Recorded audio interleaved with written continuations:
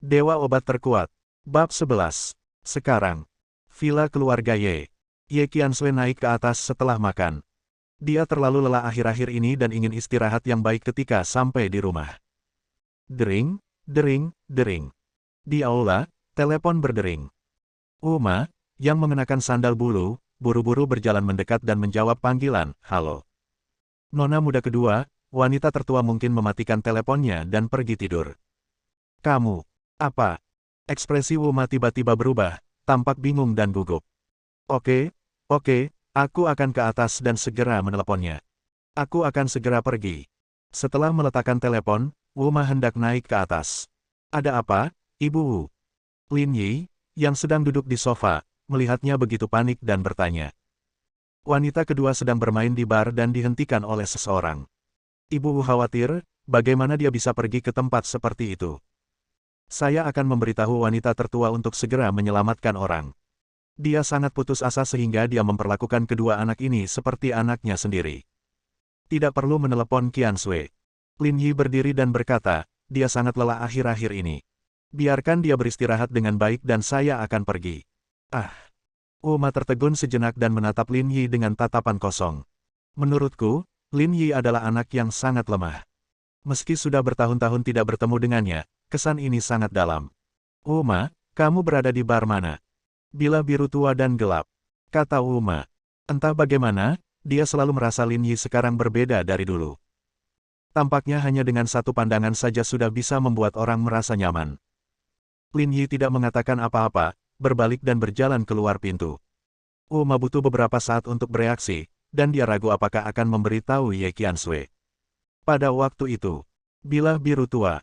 Masih ada darah di kepala saudara Mao, dia menyekanya dengan tisu dan menatap Ye Xihan yang sedang duduk di sofa dengan ganas. Amalku mudah diajak bicara, tapi pukulan di kepala ini bernilai 1 juta. Dia mendengus, "Kamu harus membayar dengan dagingmu." Ye Xihan sedang duduk di sana dengan sidik jari merah cerah di wajahnya. Dua garis air mata yang jernih mau tidak mau jatuh dari sudut mataku. Teman sekelas di sekitarnya gemetar dan dipukuli hingga tidak ada yang berani melawan. "Masih ada 10 menit lagi. Jika adikmu tidak datang, sudah kubilang, kamu tidak akan bisa pergi malam ini." Berbicara tentang ini, senyuman jahat muncul di wajah saudara Mao. Tentu saja dia tahu siapa Ye Xihan. Ketika dia mendengar dia memanggil adiknya, saudara Mao tahu bahwa kesempatan untuk pamer telah tiba. Betapa bahagianya Gao Cheng jika kedua saudara perempuan ini ditinggalkan di sini. "Jika kamu berani menyentuhku, kamu akan mati." Ye Xihan mengertakkan gigi dan berkata. Dia tidak mengatakan bahwa dialah yang meninggal. Ketika saudara Mao mendengar ini, dia mencibir dan hendak berbicara ketika seorang pria masuk keluar pintu bar. "Lin Yi." Ye Xihan mendongak dan tertegun saat melihat itu adalah Lin Yi. "Kenapa dia ada di sini?" Lin Yi. "Kenapa kamu? Di mana adikku?" Ye Xihan hampir menangis. "Ye Qianxue ada di sini. Dia masih bisa diselamatkan." "Apa yang dilakukan Lin Yi?" "Adikmu terlalu lelah akhir-akhir ini, jadi biarkan dia tidur." Lin Yi berkata dengan tenang. Saat Ye Xihan mendengar ini, dia menjadi semakin putus asa. Dia berjuang untuk berdiri, tetapi saudara Mao mendorong punggungnya.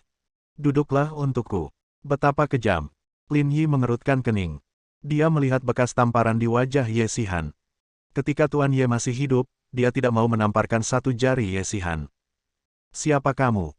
Saudara Mao berjalan mendekat, kurang dari 1 meter dari Lin Yi, menyipitkan matanya dan mendengus, "Gadis ini membuka botol di kepalaku."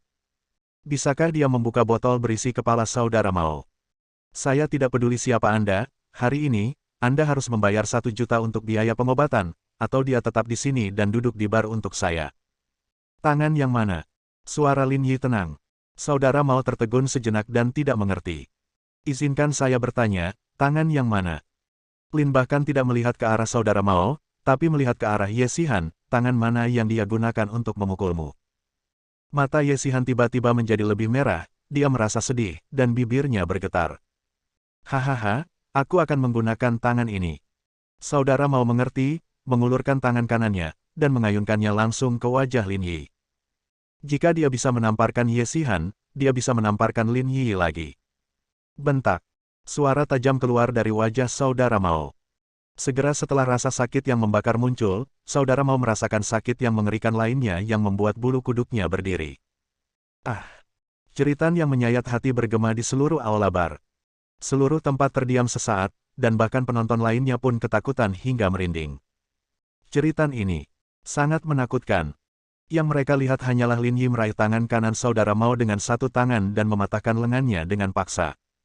Dia bahkan tidak mau melepaskan satu jari pun dari kakekku. Beraninya kamu memukulnya. Lin Yi membuka matanya lebar-lebar dan tampak seperti pembunuh. Tiba-tiba seluruh ruangan tampak menjadi dingin. Dia menendangnya dengan keras, dan saudara Mao berlutut sambil menjatuhkan diri, tempurung lututnya retak. Ye Xihan tercengang. Semua orang merasa mati rasa di kulit kepala. Mengapa Lin Yi begitu kuat? Kakak Mao lebih besar darinya, tapi sepertinya dia tidak punya kesempatan untuk melawan. Bunuh dia. Saudara Mao menjerit kesakitan, dan selusin gangster segera bergegas maju dan mengepung Lin Yi. Tapi Lin Yi, ini terlalu cepat. Ledakan, ledakan, ledakan. Tapi dalam sekejap mata, Lin Yi seperti hantu, bergerak cepat, dan hanya mendengar teriakan terus-menerus. Selusin gangster semuanya jatuh ke tanah, masing-masing membungkuk seperti udang. Di aula, suasananya bahkan lebih sunyi. Hanya terdengar suara napas cepat, tapi mereka masih berusaha menekannya. Beberapa detik. Lebih dari selusin gangster semuanya dirobohkan oleh Lin Yi. Ye Xihan sedang duduk di sana dan lupa untuk berdiri. Tetapi saat ini, tubuhnya gemetar, sangat kuat. Lin Yi sangat luar biasa. Bagaimana dia bisa memiliki keterampilan yang begitu menakutkan? Di tanah, saudara Mao dan yang lainnya menjerit dan hampir pingsan.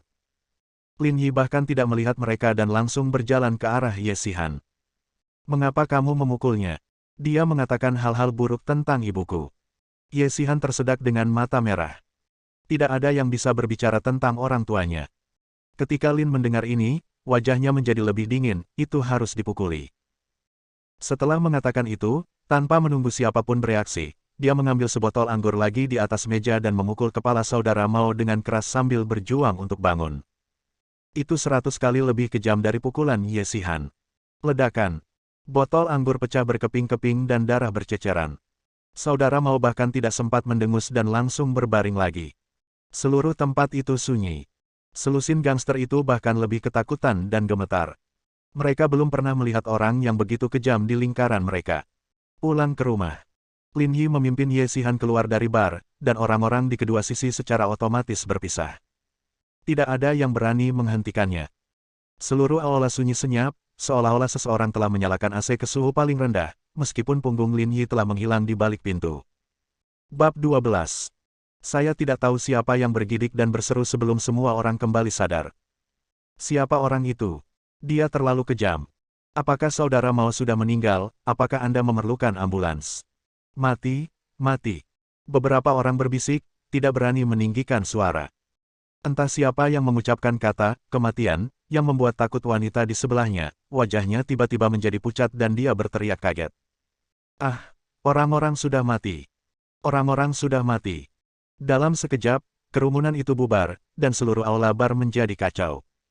Dalam sekejap, semua orang telah pergi. Mendengar suara itu, Gao Cheng keluar dan melihat Mao dan yang lainnya tergeletak di tanah, mengerang kesakitan, dan ekspresi mereka tiba-tiba berubah. Bagaimana kabarnya? Dia meminta Mao untuk memberi pelajaran pada Ye Xihan, kenapa dia berakhir seperti ini. Tuan Gao, baru saja ada seseorang. DJ bar bersembunyi di bawah bar. Mendengar suara Gao Cheng, dia berani keluar dari kepalanya dan dengan gemetar berkata, ada orang gila. Dia memukuli saudara Mao sampai mati. Wajah Gao Cheng menjadi pucat dan dia meminta anak buahnya untuk memeriksanya. Saudara Mao belum meninggal, tapi dia mungkin cacat. Panggil ambulans. Dia mengerutkan kening dan memandang ke arah saudara Mao, yang sangat ketakutan hingga dia tidak bisa menahan gemetar. Siapa yang begitu kejam? Siapa ini? Gao Cheng bertanya. Tapi tidak ada yang bisa menjawabnya. Nyalakan pengawasan. Dia berteriak tidak sabar dan meminta seseorang untuk membawa kamera pengintai dan menunjukkannya padanya. Ini tempatnya, belum lagi dipukuli, bahkan pengikutnya, saudara Mao, dipukuli seperti ini. Gao Cheng membungkuk dan melihat ke layar komputer. Saat dia melihat Lin Yi berjalan ke dalam bar, dia langsung berdiri tegak. Itu dia, Lin Yi. Bagaimana mungkin dia? Bajingan ini tidak mengatakan apapun tentang memukul dirinya sendiri, dan sekarang dia di sini untuk menghancurkan dirinya sendiri. Memikirkan tamparan yang diberikan Lin Yi padanya dan bagaimana tangannya patah, tubuh Gao Cheng gemetar karena marah. Aku akan membunuhmu. Aku harus membunuhmu. Dia tidak tahan lagi, jadi dia segera mengangkat telepon dan memutar nomor. Dia benar-benar tidak bisa menelan nafas ini tanpa membunuh Lin Yi. Pada waktu itu, begitu Lin Yi mengemudikan mobil, Ye Xihan duduk di kursi penumpang dan masih belum sadar. Kapan kamu jadi pandai bertarung? Setelah sekian lama, Ye Xihan tiba-tiba berbicara. Dia memandang Lin Yi dan untuk pertama kalinya merasa bahwa dia sepertinya tidak mengenal Lin Yi. Laki-laki lemah menurutku, laki-laki yang selalu membutuhkan perlindungan dari kakaknya, nampaknya berbeda. Dalam 6 tahun terakhir, Lin Yi dipenjara. Dia tidak tahu apa yang dialami Lin Yi, dan dia bahkan lupa bahwa ada orang seperti itu. Anak laki-laki yang rela disalahkan dan masuk penjara demi melindungi saudara perempuannya. Di tempat seperti itu, jika kamu tidak tahu cara bertarung, kamu sudah lama mati. Lin Yi mengatakannya dengan nada meremehkan, tapi di telinga Ye Xihan, itu seperti bom yang jatuh ke danau yang tenang dan meledak seketika. Mati. Dalam 6 tahun terakhir, Lin Yi dipenjara dan hampir mati. Dia belum pernah mengalaminya, tapi dia pernah menonton TV dan tahu bahwa sangat berbahaya di tempat seperti penjara, karena ada sekelompok pria yang sangat kejam yang dikurung di dalam. Lin Yi adalah anak yang sangat lemah saat itu. Bagaimana dia bisa bertahan? Memikirkan hal ini, Ye Xihan merasa sedikit malu. Ketika Lin Yi pulang, hal pertama yang dia lakukan adalah mengusirnya. Jika bukan karena Lin Yi, orang yang mengalami semua ini adalah saudara perempuannya sendiri. Aku tahu kamu melindungi kakakku. Suara Ye Xihan sangat lembut, menggigit bibirnya, dengan emosi yang rumit. Dia merasa sedikit bersalah, mengetahui bahwa apa yang dia katakan sebelumnya memang berlebihan, namun meski begitu, Lin Yi memang tidak layak untuk adiknya. Tapi kalian benar-benar tidak cocok.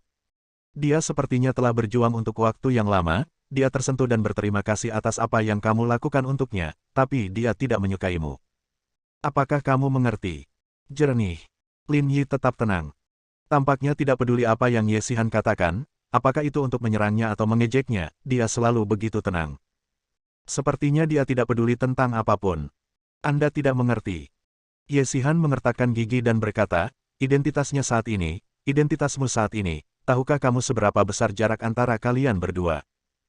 Keluargaku Ye bisa terus mengadopsimu dan memberimu makanan dan pakaian selama sisa hidupmu, tapi kakakku. Dia merasa bahwa dia sangat kejam. Lin Yi baru saja menyelamatkan dirinya sendiri, tapi dia ingin mengatakan hal-hal yang keterlaluan. Tapi dia harus mengatakannya. Dia tidak bisa membiarkan siapapun menyakiti Ye Qiansui, atau membiarkan Ye Qiansui tidak bahagia. Dia tidak bisa menikah denganmu. Kamu dan dia tidak berasal dari dunia yang sama. Ye Xihan memandang Lin Yi, ingin melihat sedikit pun kemarahan atau keengganan di wajahnya. Tapi sepertinya Lin Yi tidak memiliki emosi seperti ini, apalagi ekspresi seperti itu. Dia setenang genangan air. Saya mengerti. Lin Yi masih tidak banyak bicara, dia bahkan tidak memandang Ye Xihan dan mengemudikan mobil dengan serius. Bukankah kamu seharusnya marah? Ye Xihan tidak bisa menahannya. Dia banyak bicara, kenapa Lin Yi tidak marah? Tidak bisakah dia marah dan bertingkah seperti laki-laki? Kenapa marah? Lin Yi menoleh dan berkata, selama kamu bahagia, aku akan melindungimu. Aku berjanji pada kakek. Setelah mengatakan itu, Lin Yi terdiam. Ye Xihan sedang duduk di kursi penumpang dengan ekspresi terkejut di wajahnya. Lin Yi benar-benar tidak menyukai kakaknya. Apakah dia tidak mempunyai pemikiran yang salah? Apakah Anda salah paham? Tapi bagaimana dengan pertunangan itu? Ye Xihan tidak tahu kapan mobilnya berhenti. Saat dia melihat ke atas, dia sudah sampai di rumah. Bersikaplah lembut saat kamu naik ke atas. Jangan membangunkan kakakmu.